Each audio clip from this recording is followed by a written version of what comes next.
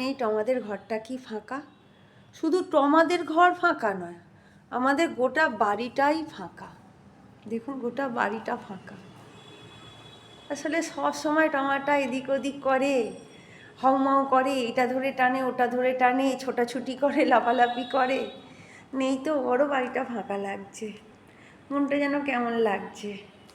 দাঁড়ান আলোটা জ্বালিয়ে দিই একদিকে। আর এখন একটু চা বসিয়েছি। চা আমি তো চা খাই না, মামুনি আর সুপর্ণা খায়, কিন্তু আজ মামুনিটা বললো আমি একা একা চা খাবো।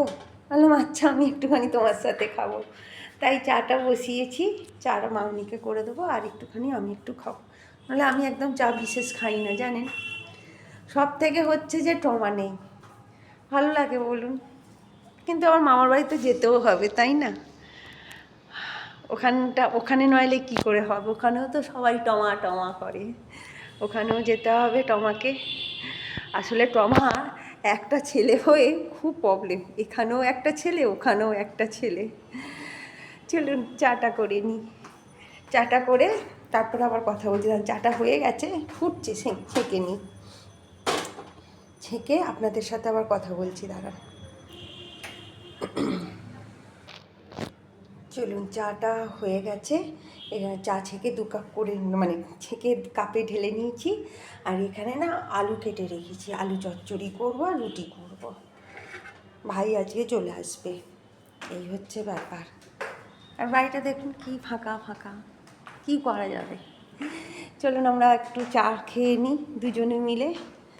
চা খেয়ে তারপরে আবার অন্য ব্যাপার, অন্য কাজকর্ম। মামুনি ওটো, চা এনেছি না। বিস্কিট খাবে না? ও আপনাদের একটা জিনিস দেখায়নি, দেখুন এই একটা কানের কিনেছি।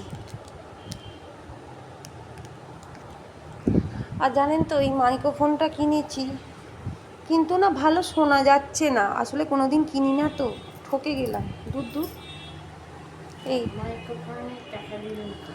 আর হয়েছে জানেন, চাদর, বিছনার চাদর কিনেছি, সেগুলো এখন আলমারিতে ভরে দিল মামুনি। থাক এখন আর বার করবো না, আবার পরে বার করে দেখাবো।